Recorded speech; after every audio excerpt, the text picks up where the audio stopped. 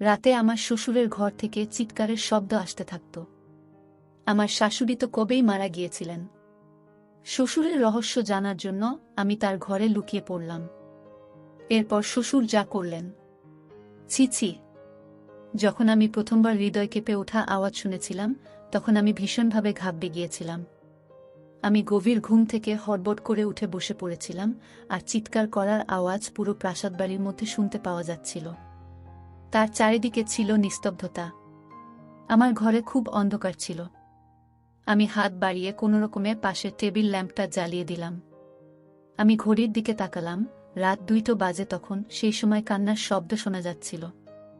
আমি অবাক হয়েছিলাম যে আমার পাশে শুয়ে থাকা আমার স্বামী বিরাট তখনও গভীরভাবে ঘুমিয়েছিল। এত কোলাহলে সে ঘুমিয়েছিল কি করে? গতকালই তো আমি বিরাটের বধূ হয়ে এই বাড়িতে এসেছি। বিরাটকে আমি খুব ধুমধাম করে বিয়ে করেছি। আমি খুব ধনী পরিবারের পুত্রবধূ হয়েছিলাম। আমি নিজেও ধনী পরিবার থেকেই এসেছিলাম। আমার শ্বশুর খুব যত্নশীল মানুষ ছিলেন। আমি তার আচরণ খুব ভালো করেই জানতাম। বিরাটের সঙ্গে আমার প্রেম করে বিয়ে হয়েছিল। একটা বিয়েতে আমরা একে অপরকে পছন্দ করেছিলাম এবং সেখান থেকেই ফোনে কথা বলা শুরু হয়। আমরা দুজনেই ধনী পরিবারের ছিলাম, তাই এই সম্পর্ক নিয়ে কেউ আপত্তি করেনি। এটা ছিল আমার বিয়ের প্রথম রাত, আর সেই রাতেই আমি এই আওয়াজ শুনেছিলাম। একটা মেয়ের চিৎকার শোনা গেল, যেন সে কাউকে সাহায্যের জন্য ডাকছে। প্রথমে তো আমি ভাবলাম ঘর থেকে বের হয়ে দেখি যে ওটা কার কণ্ঠস্বর। এই সময় এত জোরে কে চিৎকার করছে? কিন্তু আমি ছিলাম একদিনের নতুন বউ, তাই এভাবে দুম করে ঘর থেকে বের হওয়াটা কি ঠিক হবে? আধ ঘন্টা ধরে সেই কণ্ঠ প্রতিধ্বনিত হতে থাকে, আর তারপর সব শান্ত হয়ে গেল। বিরাটের ঘুম দেখে আমি তো পুরো অবাক হয়ে গেলাম। এত কোলাহলে সে কিভাবে ঘুমোতে পারল? কিন্তু কিছুক্ষণ পর আওয়াজ আসা এমনভাবে বন্ধ হয়ে গেল যেন কোনোদিন কোনো শব্দই হয়নি। আমি আবার শুয়ে পড়লাম, আর ততক্ষণে ঘুম আমার চোখের থেকে অনেক দূরে চলে গিয়েছিল। আমার মন সেই চিৎকার করা মেয়েটির দিকে বারবার চলে যাচ্ছিল। সে কে ছিল? আর সে এভাবে কাঁদছিল কেন? আর তার কণ্ঠে সবাই চুপ কেন? নইলে এতক্ষণে তো হাঙ্গামা শুরু হয়ে যাওয়ার কথা। তারপর আমার একটু ভয় লাগতে লাগল, কারণ যেখানে এই প্রাসাদটি তৈরি হয়েছিল সেখানে চারপাশে শুধু বন ছিল। গ্রাম তো ছিল 3-4 মাইল দূরে। শহরে থাকতে হবে বলে কয়েকদিনের জন্য আমি গ্রামে এসেছিলাম। বিয়ের আগে এটাই ঠিক হয়েছিল। আর শহরেও ওদের বাংলোটা খুব সুন্দর ছিল। আর প্রাসাদ তো এত বড় ছিল যে কি জানি এখানে কতগুলো ঘর তৈরি করা হয়েছিল। এখানকার বাগানটি অনেক বড় করে তৈরি হয়েছিল। এই বাড়িতে ঢোকার সাথে সাথেই আমার মনে হতে লাগলো যে এটা কোয়েনা একটা বড় প্রাসাদ। আমি শুধু একটু তাকিয়ে দেখেছিলাম, কিন্তু এখানকার ঐশ্বর্য দেখে আমার চোখ মুগ্ধ হয়ে গেল। আমার ঘর ফুল এবং মোমবাতি দিয়ে সজ্জিত ছিল। আমি নিজেকে নিয়ে যত বেশি গর্বিত ছিলাম, ততই যেন কম ছিল। আমাদের দুজনকে দেখে সবাই বলত চাঁদ সূর্যের জুটি। কিন্তু আজ রাতে যা শুনলাম, আমার মাথা কাজ করা বন্ধ করে দিয়েছিল। জানি না, ভাবতে ভাবতে কখন যে ঘুমের মাঝে হারিয়ে গেলাম। সকালে বিরাট সুন্দর হাসি মুখে আমাকে জাগিয়ে তুলল। বলতে লাগল, উঠুন ম্যাডাম, এটি এমন একটি শহর নয় যেখানে আপনি শান্তিতে ঘুমাতে পারেন।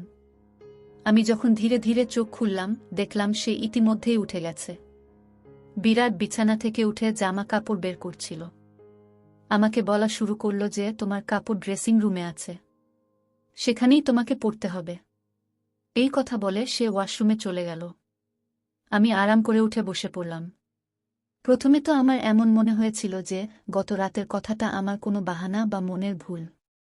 আমি ওই কথাটাই ভাবতে ভাবতে ড্রেসিং রুমে চলে গেলাম, যেটা আমারই ঘরের সাথে বানানো হয়েছিল। এত ভারী পোশাক দেখে আমার চোখ ছানাবড়া হয়ে গেল। ফ্রেশ হয়ে অনেক কষ্টে সেই জামাটা আমি পরলাম। বিরাট যখন ঘর থেকে বেরিয়ে গেল, কিছু মেয়ে আমাকে জিজ্ঞেস করে আমার রুমে এসে আমাকে গয়না পরিয়ে দিল, আমায় সাজিয়ে দিয়ে গেল। আজ আমি যখন ড্রেস পরে বের হলাম, তখন আমার শ্বশুর আমার সামনে সোফায় বসেছিলেন। তিনি আমাকে দেখে হাসতে লাগলেন। তারপর আমার কাছে এসে আমার উপর কয়েক হাজারের নোট বর্ষণ করে আমাকে স্বাগত জানালেন। তারপর আমাকে বাইরে নিয়ে যাওয়া হলো, যেখানে গ্রামের মহিলারা আমাকে দেখার জন্য অপেক্ষা করছিল। জানি না কতক্ষণ তারা প্রচণ্ড রোদ বসেছিল আমাকে এক ঝলক দেখার জন্য। আমার শ্বশুর বলতে শুরু করলেন যে তিনি আমাদের বাড়ির নতুন মালকিন, বিরাটের স্ত্রী। সমস্ত মহিলা আমাকে নমস্কার জানাতে শুরু করলেন। সেখানে বেশি সময় থাকতে পারলাম না। প্রখর সূর্যের তাপ আমার অবস্থা আরও খারাপ করে দিল। তাড়াতাড়ি আমি আমার ঘরের ভিতরে ঢুকে পড়লাম আর এসি অন করে বসলাম। দিনভর একটানা মানুষ আশা করতে থাকল। বিরাটের সাথে আমার দেখা হয়েছিল শুধু গতরাতেই, নইলে সারাদিন সে বিভিন্ন পুরুষদের সঙ্গেই ছিল। গ্রামের আরও কিছু আচার অনুষ্ঠান আছে। এখানে স্বামী স্ত্রী একে অপরের সাথে কম সময় কাটায় এবং অন্যদের সাথে বেশি সময় কাটায়। আমার ক্ষেত্রেও তাই হয়েছে। রাতে আমি ক্লান্ত হয়ে পড়েছিলাম। সেজন্য আমি শুয়ে পড়ার সাথে সাথেই ঘুমিয়ে পড়লাম, আর বিরাট আমাকে বলতে লাগল যে গ্রামের পরিবেশ দেখে তো তুমি বিরক্ত হয়ে গেছ। সে আমার দিকে আদর করে তাকাল, তারপর আমি চোখ খুলে একটু হেসে দিলাম। আমি বললাম, বিরাট, এবার তাড়াতাড়ি শহরে ফিরে যাওয়ার কথা ভাবো। আমি এমন পরিবেশে অভ্যস্ত নই। আমার কথায় কেন জানি না বিরাটের হাসি মিলিয়ে গেল। তারপর বিছানায় হেলান দিয়ে সে বসল। বলা শুরু করল, এখন তো সেটা সম্ভব না, কিন্তু আমি চেষ্টা করব। আমি ঘুমিয়ে থাকলেও চোখ মেলে তার দিকে তাকাতে লাগলাম। বিরাট, আমি 2 দিনের বেশি গ্রামে থাকতে পারব না। তুমি এটা খুব ভালো করেই জানো। এখনকার পোশাকে, এখানকার জীবনযাত্রায় আমি দমবন্ধ অনুভব করি। অদ্ভুত এক শ্বাসরুদ্ধকর পরিবেশ এখানে। আমি থাকতে পারব না। আমার কথা শুনে সে গভীর চিন্তায় পড়ে গেল। তখন সে একটা সিগারেট বের করে লাইটার দিয়ে জ্বালিয়ে ধূমপান করতে লাগল। আমার ঘুম পেয়েছিল, তাই আমি তাড়াতাড়ি ঘুমিয়ে পড়েছিলাম। রাতে আবার একই শব্দে আমার চোখ খুলে গেল। সেই একটি মেয়ের চিৎকার, নিজেকে বাঁচানোর জন্য সাহায্য চাইছিল সে। আমি সঙ্গে সঙ্গে উঠলাম এবং বিরাটকেও জাগিয়ে দিলাম। ঘুমের মধ্যে ও আমাকে দেখতে লাগল। আমি বললাম, বিরাট, কেউ চিৎকার করছে। আমার কথায় সে লুকিয়ে চোখ ফেরালো, বলতে লাগল, কি রকম কণ্ঠ! আমি তো এখানে কোনো শব্দ শুনতে পাচ্ছি না। ওর এই কথা শুনে আমি তো অবাক হয়ে গেলাম। এটা কিভাবে সম্ভব হলো? আমি তো মেয়েটির কান্নার শব্দ দিব্যি শুনতে পেলাম, কিন্তু বিরাট তা শুনতে পাচ্ছে না। আমি অবাক হয়ে বিরাটের দিকে তাকালাম। আমি বললাম, তুমি একটা মেয়ের গলা শুনতে পাচ্ছ না? সে বলতে লাগল, না, আমি তো কোনো শব্দ শুনতে পাচ্ছি না। আমি ঘুমাচ্ছি, আমাকে আর বিরক্ত করবে না, এই বলে সে আবার ঘুমিয়ে পড়ল। আর ভয়ে আমার অবস্থা খারাপ হয়ে গিয়েছিল। এই কণ্ঠস্বর কি শুধু আমি শুনছিলাম? মানে তাহলে কি ওটা কোনো ভূত? ভাবতে ভাবতে আমি ভয়ে কাঁপতে লাগলাম। ভয়ে আমি বিরাটকে জড়িয়ে ধরে শুয়ে পড়লাম। আমার হৃৎপিণ্ড জোর জোর স্পন্দিত হচ্ছিল। এখন এই প্রাসাদে একদিনও আমার থাকতে ইচ্ছে করছিল না। আমি তো ভূতকে খুব ভয় করতাম। পরদিন সকালেই আমি বিরাটের সঙ্গে শহরে যাওয়ার কথা বলতে শুরু করি। আমি বললাম, আমি শহরে ফিরে যেতে চাই। আমার ভয় লাগছে এখানে। আমি এখানে 2 দিন ধরেই চিৎকারের শব্দ শুনতে পাচ্ছি, যেন সাহায্যের জন্য কোনো মেয়ে ডাকছে। আমি এখানে থাকতে পারব না। ভয়ে মনে হচ্ছিল এখনই আমি কেঁদে ফেলব। বিরাট আমার মুখ মনোযোগ দিয়ে দেখছিল। সে থেকেই নিজের নজর লুকাচ্ছিল আমার থেকে। সে আমাকে বলা শুরু করল, বছরের পর বছর ধরে প্রাসাদটি এভাবেই ভুতুড়ে হয়ে রয়েছে। কেউই এমন শব্দ শুনতে পায়, যেমন তুমি শুনতে পাচ্ছ। কিন্তু সেই ভুতুড়ের শব্দ বা ছায়াগুলো কখনো আমাদের ক্ষতি করেনি। নইলে আমার বৌদিরা কি এখানে থাকতে পারত? বিরাটের কোনো কথাতেই আমি শান্তি পাচ্ছিলাম না, আর আমি শুধু শহরে যাওয়ার অপেক্ষায় ছিলাম। সকালে জলখাবার খাওয়ার সময় আমার শ্বশুর বিরাটকে জিজ্ঞেস করলেন, তুমি কখন শহরে যাচ্ছ? একথা শুনে বিরাটের চায়ের কাপ হাতেই থেকে গেল। কিন্তু আমি মনে মনে খুশি হলাম যে কেউ আমাদের গ্রাম থেকে শহরে পাঠানোর কথা ভেবেছে। বিরাট বলল, বাবা, যা তোমার হুকুম। বিরাট কষ্ট করে একথা বলেছিল। বাবাকে সে খুব ভয় পেত। শ্বশুর বলতে লাগলেন, আজ সন্ধ্যার মধ্যে শহরে যাবার প্রস্তুতি নাও, সেখানে গিয়ে তুমি সেখানকার কাজ দেখো। আমি তো তখন পুরো আনন্দে আটখানা। তখন আমি তাড়াতাড়ি চা শেষ করলাম আর চেয়ারটা পিছনে ঠেলে উঠে দাঁড়িয়ে পড়লাম। শ্বশুর আমাকে তখন বলতে লাগলেন, বৌমা, তুমি আজ ঠিকমতো নাস্তা করনি কেন? আমি বললাম, আমাকে নিজের এবং বিরাটের জন্য প্যাক করতে হবে। সন্ধ্যার মধ্যে সেসব কাজ সারতে সময় লাগবে। আমার কথা শুনে শ্বশুর বিরাটের দিকে তাকাতে লাগলেন আর বললেন, তুমি বুকে বলনি যে সে এখন এখানেই থাকবে? এই ব্যাপারটা আমার হৃদয়ে আঘাত করেছিল এবং আমি অবাক হয়ে বিরাটের দিকে তাকিয়েছিলাম। বিরাট বলতে লাগল, আমি ভুলে গেছি বাবা। আমার শ্বশুর তখন আমাকে বলতে লাগলেন, তুমি এখন আমাদের ইজ্জত, আর আমাদের বাড়ির মহিলারা প্রাসাদ থেকে বের হয় না। তুমি এখানেই থাকবে, শহরে শুধু বিরাট যাবে।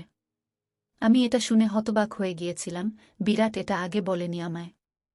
সে আমাকে এটাই বলেছিল যে আমাকে কিছুদিন মাত্র গ্রামে থাকতে হবে, তারপর সে আমাকে তার সাথে শহরে নিয়ে যাবে।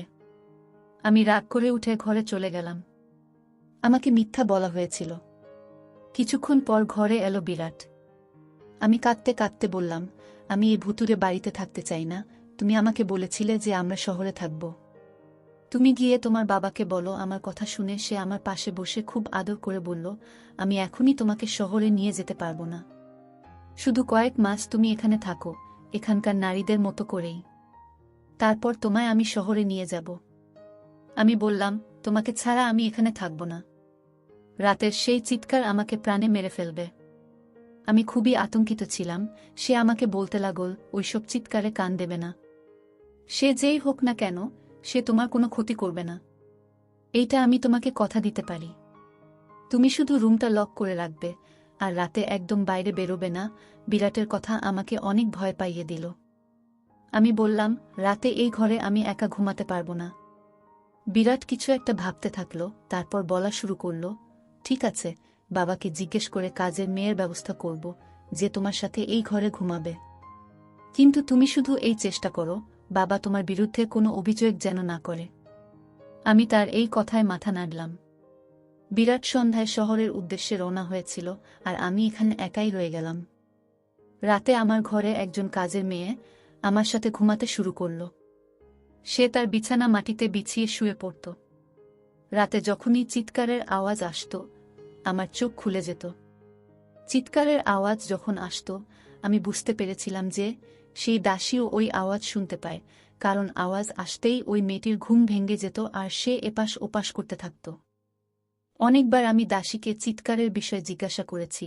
তাকে সে ব্যাপারে জিজ্ঞাসা করলেই তার মুখ ফ্যাকাশে হয়ে যেত আর সে ভয় পেয়ে যেত। তারপর মাথা নাড়তে নাড়তে সে বলতে লাগল, এমন আওয়াজ আমি কখনো শুনিনি। আমি তার ভয় থেকে অনুমান করেছিলাম যে এই গল্পটা ঠিক অন্য কিছু। তাই আমি তাকে বলেছিলাম যে আমি জানি তুমিও সেই কণ্ঠস্বর শুনতে পাচ্ছ। আমার কথা শুনে সে আমার সামনে হাত জোট করে বলতে লাগল, হাভেলিতে কাউকে এই কথা বলবেন না, নইলে খুব খারাপ হবে। ওই দাসীর কথা শুনে আমি জানতে চাইলাম, অন্তত তোমার জানা উচিত এই পুরো ব্যাপারটা কি। রাতে ওইসব চিৎকার শুনে সিদ্ধান্ত নিলাম সত্যিটা ঠিক কি তা এবার আমিই খুঁজে বের করব। কারণ কোথাও আমি নিশ্চিত ছিলাম যে এটা ভূতের ব্যাপার নয়। রাতে চিৎকারের আওয়াজ শুনে তাই আমি উঠে দাঁড়ালাম এবং পা টিপে টিপে গিয়ে আস্তে আস্তে আমার ঘরের দরজা খুললাম। আমি উপরের তলা থেকে সেই কণ্ঠস্বর শুনতে পাচ্ছিলাম। আমি আস্তে আস্তে উপরে উঠলাম। এখন আমি সেই কণ্ঠস্বর আরও কাছ থেকে শুনতে পাচ্ছিলাম।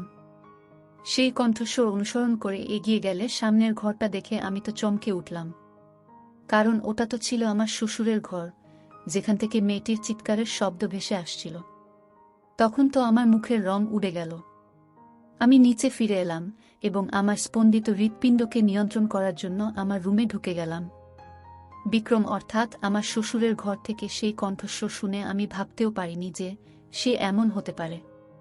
তার স্ত্রীও বেঁচে ছিলেন না, আবার বিয়েও করেননি তিনি। দুনিয়ার সামনে তো তিনি এত বড় ছিলেন, তাহলে ওই শব্দ। আমি নিজের সাথে কথা বলতে লাগলাম। তার প্রতি আমার অনেক শ্রদ্ধা ছিল। আমি তাকে এভাবে ভাবতেও পারিনি। আমার চোখ দিয়ে জল পড়তে লাগল। বিছানায় বসে আমি কাঁদতে লাগলাম। আমার শ্বশুর কি তাহলে মহিলাদের সাথে? না না, এটা কিভাবে সম্ভব? গ্রামবাসী তাকে অনেক সম্মান করে। তাহলে এটা কি ছিল? এই যে রূপটা নিজের চোখে আজ নিজের চোখে আমি দেখলাম। সারা রাত আমি জেগেই কাটিয়ে দিলাম, কারণ আমি তাদের সম্পর্কে এমন ভাবতেও পারিনি। সকালের নাস্তায় উনি সেভাবেই বসলেন।